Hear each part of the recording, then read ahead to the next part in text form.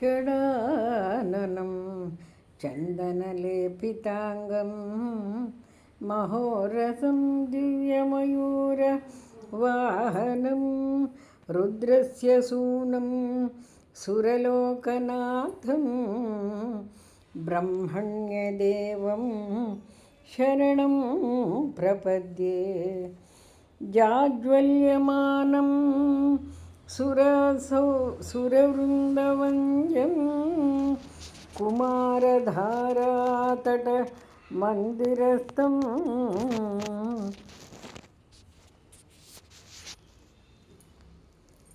कन्दर्परूपं कमनीयगात्रं ब्रह्मण्यदेवं शरणं प्रपद्ये।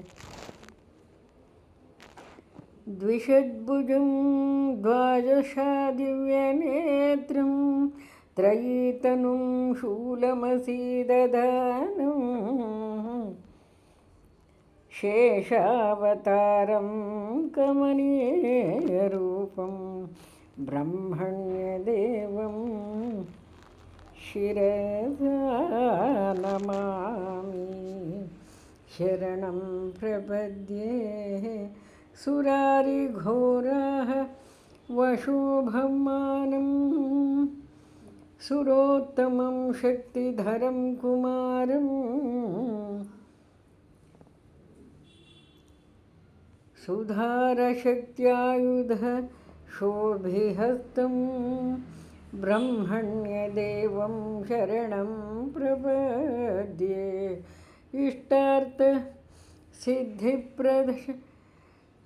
इष्टार्थसिद्धिप्रदमीशपुत्रं मिट्टानदं भूसुरकामधेनुं गङ्गोद्भवं सर्वजनानुकूलं ब्रह्मण्यदेवं शरणं प्रपद्ये। यश्लोकपञ्चमिदं पठतीह भक्त्या विनिवेशितमानसः सम्प्राप्नोति भोगमखिलं भुवि यद्यदिष्टमन्ते स गच्छति मुदा गुहासाम्यमेव।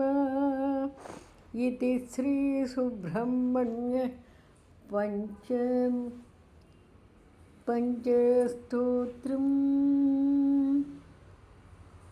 इति श्रीसुब्रह्मण्यपञ्चरत्नस्तोत्रं सम्पूर्णम्।